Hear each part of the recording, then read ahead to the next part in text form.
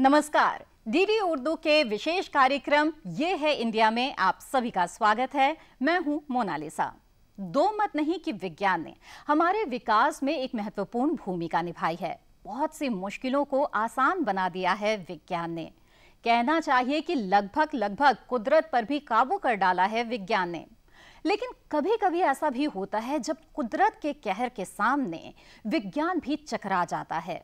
बात अगर कोरोना की करें तो कोरोना को हराने के लिए भारत सहित दुनिया भर के वैज्ञानिक अपने शोध और अनुसंधान में जुटे हुए हैं। उम्मीद करनी चाहिए कि कोरोना से लड़ाई में हमें अवश्य कामयाबी मिलेगी। वैसे आपको बता दें कि अब वो जमाना नहीं रहा जब वैज्ञानिक अनुसंधान का मतलब बड़े बड़े उपकरण होते थे, बड़े बड़े प्रयोग और बड़ी बड़ी प्रयोगशालाएं होती थी। अब ये सब बातें बहुत छोटी हो गई हैं। इसलिए आज के अंक में हम आपसे किसी बड़े सपने की नहीं बल्कि छोटे सपने की बात करेंगे, क्योंकि कोरोना से जंग लड़ रही दुनिया के लिए हमारे पास एक अच्छी खबर है। अच्छी खबर यह है कि कोविड-19 से संक्रमण को रोकने के लिए भविष्य का उस्ताद यानी नैनो टेक्नोलॉजी अब अपनी पैठ बनाने वाली है। आज का विषय है नैनो तकनीक से कोरोना को हराने की तैयारी। विज्ञान और प्रौद्योगिकी विभाग भारत सरकार की एक पहल। इसी सिलसिले में नैनो विज्ञान और नैनो प्रौद्योगिकी के जाने माने भारतीय वैज्ञानिक प्रोफेसर आशुतोष शर्मा हमारे साथ हैं। आप विज्ञान एवं प्रौद्योगिकी विभाग के सचिव भी हैं। आपसे हम समझने की कोशिश करेंगे कि कोविड-19 जैसी महामारी में क्या नैनो तकनीक कारगर साबित हो सकती है और क्या इस तकनीक से एंटीवायरल प्रोडक्ट बनाए जा सकते हैं। प्रोफेसर शर्मा, आपका बहुत बहुत स्वागत। सभी दर्शकों को मेरा नमस्कार। प्रोफेसर शर्मा, नैनो टेक्नोलॉजी के तो आप दिग्गज हैं, लेकिन हम चाहेंगे कि हमारे तमाम दर्शकों को बहुत ही आसान सी भाषा में आप इस तकनीक के बारे में समझाएं।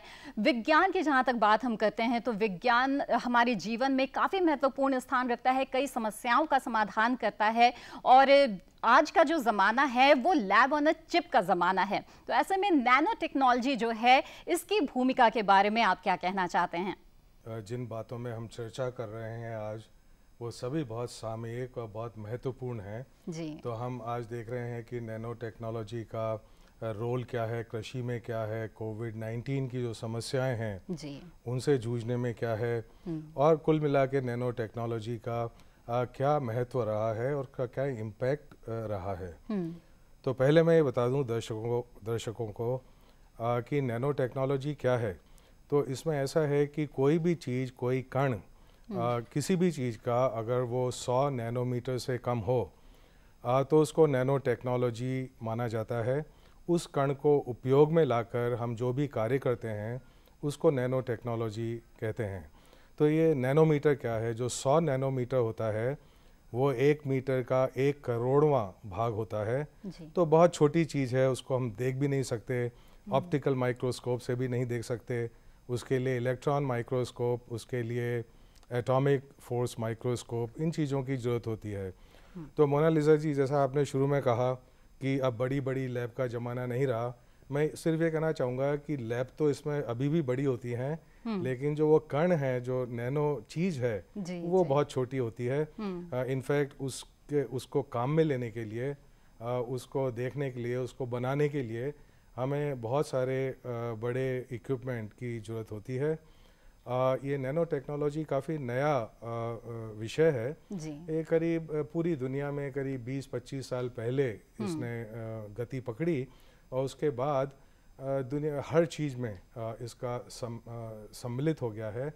तो आप चाहे फैब्रिक्स देखें, चाहे आप कृषि का क्षेत्र देखें, चाहे हाई टेक्नोलॉजी इलेक्ट्रॉनिक्स देखें, क्योंकि ये छोटे छोटे होते जा रहे हैं हमारे ट्रांजिस्टर।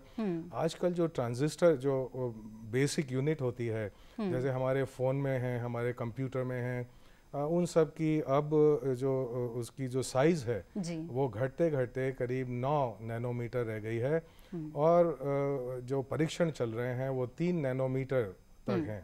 तो ऐसा मैंने कहा 100 नैनोमीटर का मतलब है मीटर से 1 करोड़ वहाँ भाग।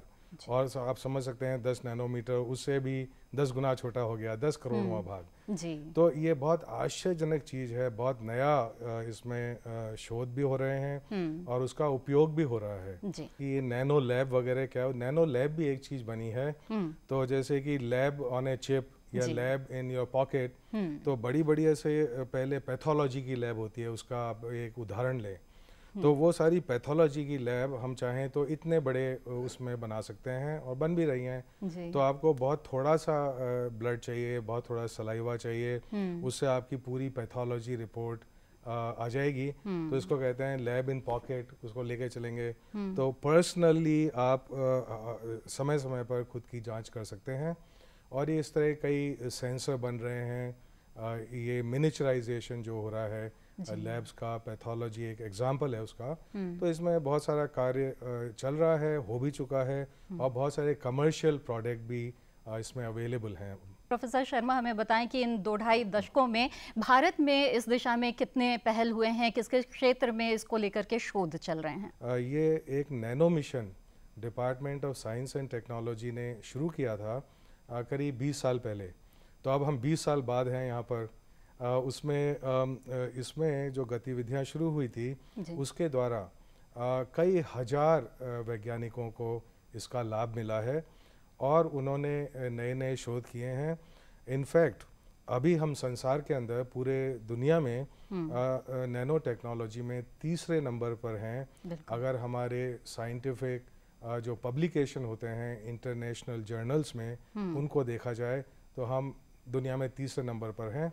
और इसके अंदर बहुत सारी लैब बनाई गई हैं, इसमें बहुत सारे सेंटर ऑफ एक्सीलेंस बनाए गए हैं। वो नैनो मिशन अभी भी कार्य कर रहा है क्योंकि हमारा जो विभाग है डिपार्टमेंट साइंस टेक्नोलॉजी, वो हरदम जो कि फ्यूचर में क्या टेक्नोलॉजी आ रही हैं उन पे हम शुरू से ही कार्य चालू कर देते हैं जिससे कि हम आगे रहें उसके अंदर हरदम।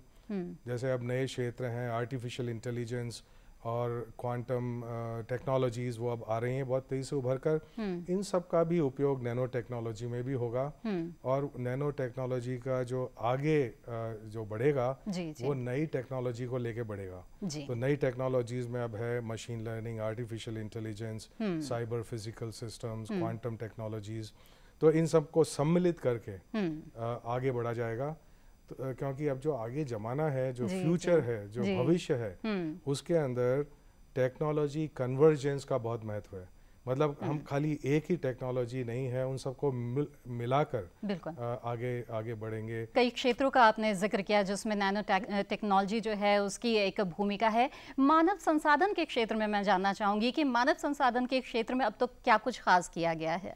ऐसा है कि बिना मानव संसाधनों के कुछ भी नहीं हो सकता। तो मानव संसाधन पहले बनाने पड़ते हैं, स्पेशली वो जो एरिया हैं जिनमें पहले वो नहीं थे।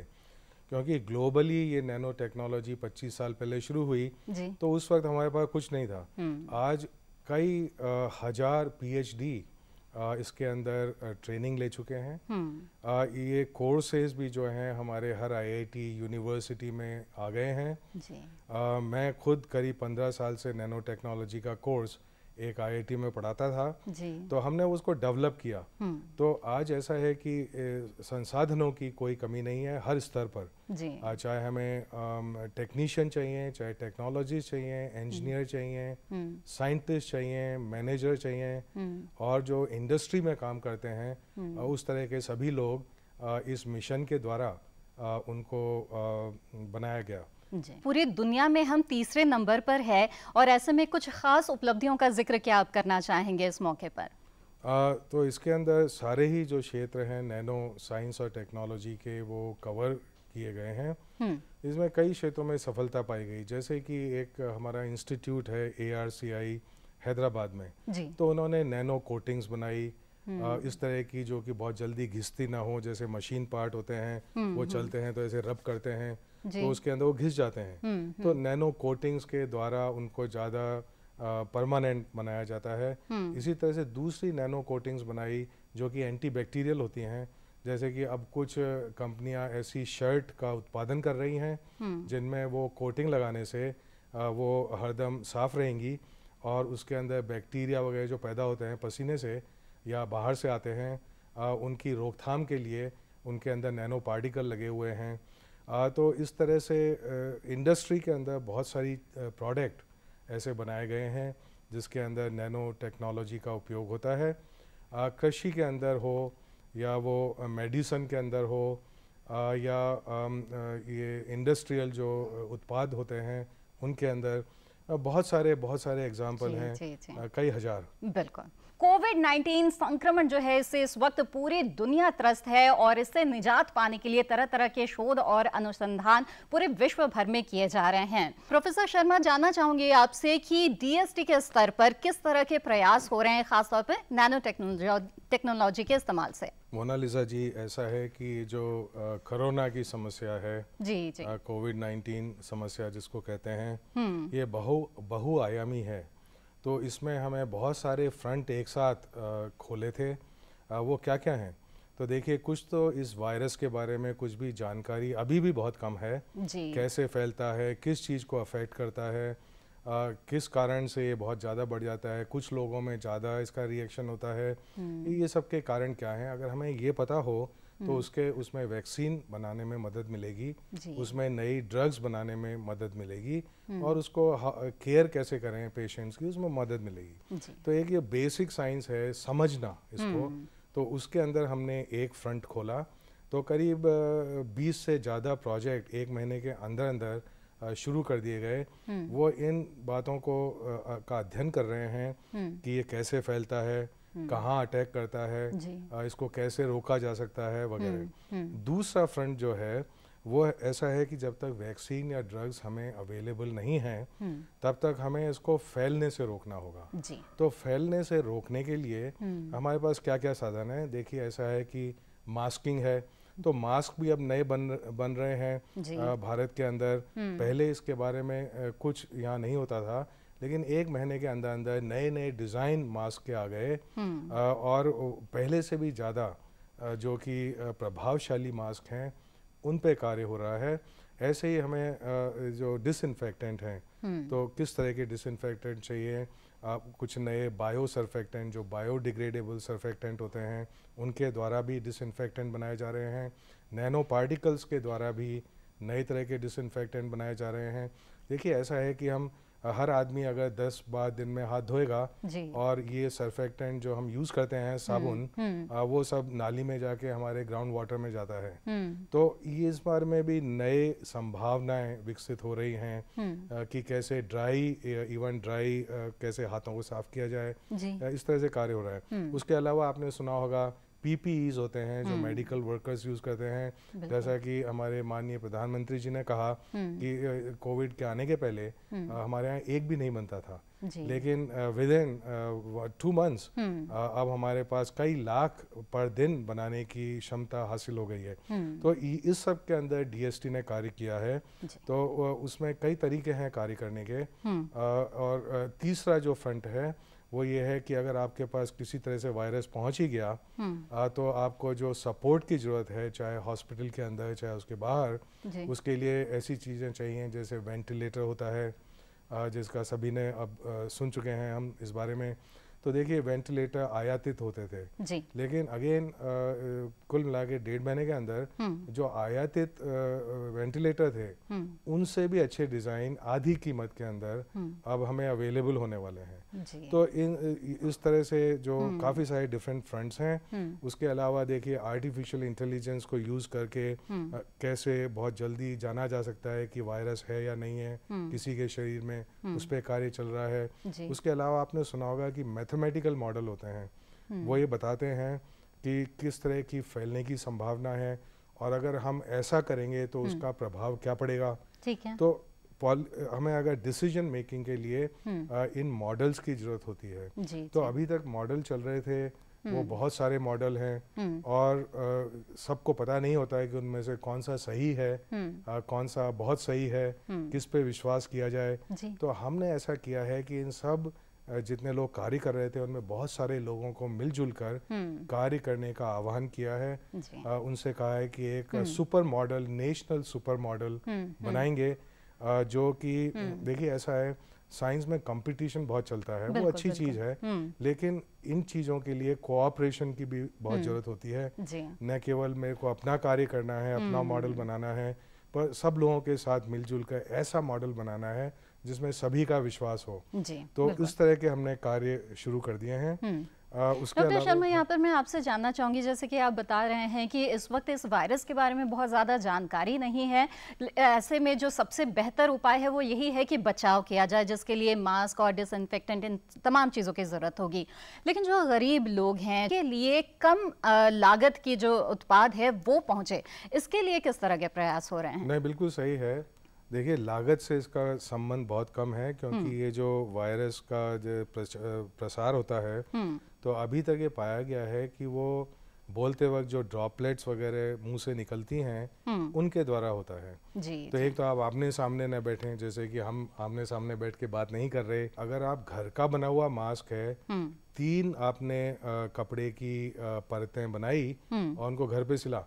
इनफैक्ट जब ये मास्क का चलन हुआ, पहले दिन ही मैंने जाके अपनी पत्नी से कहा कि आप ऐसा मास्क बनाइए। उनको करीब 10-15 मिनट लगे एक मास्क बनाने में, और वो बहुत अच्छे मास्क कार्य कर रहे हैं।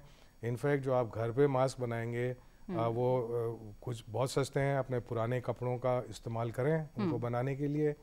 और लोग चाहते हैं तो वो बल्कि जो बाजार में मास्क आते हैं उससे अच्छा आप घर पे बना सकते हैं, मैचिंग बना सकते हैं, फैशनेबल बना सकते हैं, बच्चों के लिए बना सकते हैं, कार्टून वाले। तो ये सब, इसके लिए पैसे की बहुत ज़रूरत नहीं है, इसके लिए हमें ये समझने की बहुत ज़रूरत है। जी। और ये समझने के लिए भी हमने एक प्रोग्राम चालू किया, साइंस कम्युनिकेशन, विज्ञान के प्रसार के लिए, कि ये कोविड में क्या हो रहा है, उसके लिए क्या करना चाहिए। उसके लिए हम हर दिन करीब 10 मिनट का एक प्रोग्राम बनाकर उसको एक चैनल है इंडिया साइंस, तो अगर आप इंटरनेट जाके उसको देखेंगे तो उस बारे में आपको जानकारी मिलेगी। हमें बहुत सारे एनजीओ के साथ कार्य कर रहे हैं कि वो हर व्यक्ति को जाके बताएं कि इसके लिए हमें क्या करना है। इसमें सिर्फ पैसे होने का संबंध नहीं है, अगर हम समझ से कार्य करें, लोगों से अपना दूरी बनाए रखें, अपना घर का बनाया हुआ मास्क पहने, अपने हाथ साबुन से धोते रहें, हर चीज को हर लोगों से हाथ न मिलाएं, तो इससे बचा जा सकता है। देसी नुस्खे जो है उसे भी अपनाने की बात कही जा रही है। ऐसे में भारत सरकार की ओर से किस तरह की पहल की जा रही है ताकि जो देसी नुस्खे हैं वो उसकी सही जानकारी पहुंचे, जो हर्बल उत्पाद है उसके बारे में सही जानकारी पहुंचे? ने एक किताब भी बनाई है, उसका नाम है कोविड कथा जी। तो अभी वो हिंदी इंग्लिश में है उपलब्ध, लेकिन और भाषाओं में भी उसका किया जा रहा है अनुवाद जी। ये आप पढ़ सकते हैं इंटरनेट पे भी, कहीं भी। तो बहुत सरल शब्दों में समझाया गया है कि इसका क्या मतलब है, इसको रोकथाम के लिए क्या करना है, वगैरह वगैरह। उसके अलावा आपने जो कहा कि इसमें जो हमारी ट्रेडिशनल विजडम है, तो ऐसा है कि आयुर्वेद के अंदर भी बहुत सारी चीज़ें हैं जो कि इम्यून सिस्टम को बूस्ट करने के लिए हैं। तो हमारी इम्यूनिटी, कोई भी हमारी चीज़ अंदर आती है, वायरस जाता है, बैक्टीरिया जाता है, तो हमारा शरीर में एक प्रतिरोधी क्षमता होती है, उसको बढ़ाना जरूरी है। तो भले ही ये वायरस नहीं भी हो, ये अच्छा है कि हम उसको बढ़ाएं। तो उसके लिए काफ़ी सारे हैं इस तरह की जड़ी बूटियां जिन पे अभी कार्य भी चल रहा है। अभी जापान में शोध किया गया IIT दिल्ली के साथ, तो उसके अंदर एक अश्वगंधा होती है, उस पर शोध किया गया। अब हम उसको आगे बढ़ा रहे हैं। तो ये जो ग्रुप है जापान में है, एक ग्रुप IIT दिल्ली में है, भारत में कार्य चल रहा है। हम दोनों को मिला जुला करके और उनको जो भी रिसोर्स चाहिए वो उपलब्ध करा रहे हैं, जिससे कि वो बहुत जल्दी से इस विषय पे अच्छी गहरी शोध करके ये बता पाएँ कि इससे क्या फ़ायदे होते हैं इम्यूनिटी बूस्ट करने में, और उसके अलावा कि ये वायरस के प्रतिरोधी क्षमता पैदा करने के लिए इसका क्या रोल हो सकता है। तो इस तरह से और भी आयुष जो है हमारी मिनिस्ट्री, उसमें इस पे काफ़ी कार्य चल रहा है, शुरू हो गया है, ये जानने के लिए कि इम्यूनिटी को कैसे अच्छा किया जाए, प्रतिरोधी क्षमता को कैसे बढ़ाया जाए।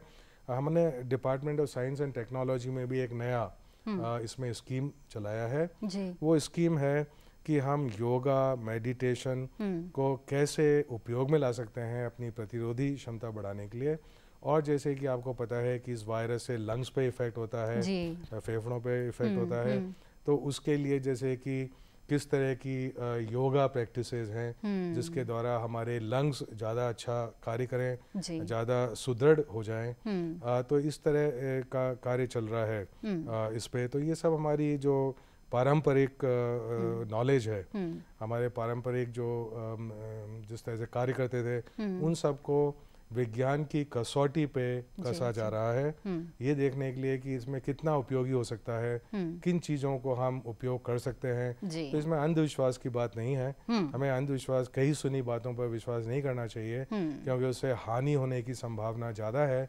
बजाय कुछ फ़ायदा होने के। यहाँ पे जानना चाहूँगी मैं कि इस वक्त जब कोरोना का संक्रमण बहुत बुरी तरह से फैल रहा है, जो एंटीवायरल प्रोडक्ट्स है उसकी ज़रूरत काफ़ी महसूस की जा रही है, तो ऐसे में जो नैनो कोटिंग या नैनो टेक्नोलॉजी की मदद से जो एंटीवायरल प्रोडक्ट्स तैयार होते हैं, उसके लिए आपके विभाग की तरफ से किस किस तरह के जो प्रस्ताव है वो मांगे जा रहे हैं और इस पर काम अभी कितनी तेज़ी से हो रहा है? जी, तो देखिए एंटीवायरल बहुत तरह के हैं। एक तो अपने शरीर को डिसइंफेक्ट करने के लिए, एक कोई जैसे ये सारी चीज़ें हैं, फैब्रिक हैं, हमारे कपड़े हैं, टेबल है, इन पे अगर एंटी वायरल कोटिंग लगा दी जाए तो ऐसी हो कि कई महीने तक वो बैक्टीरिया और वायरसेस को मारती रहे जो वहाँ पहुँचते हैं, तो वो बहुत उपयोगी सिद्ध होंगे।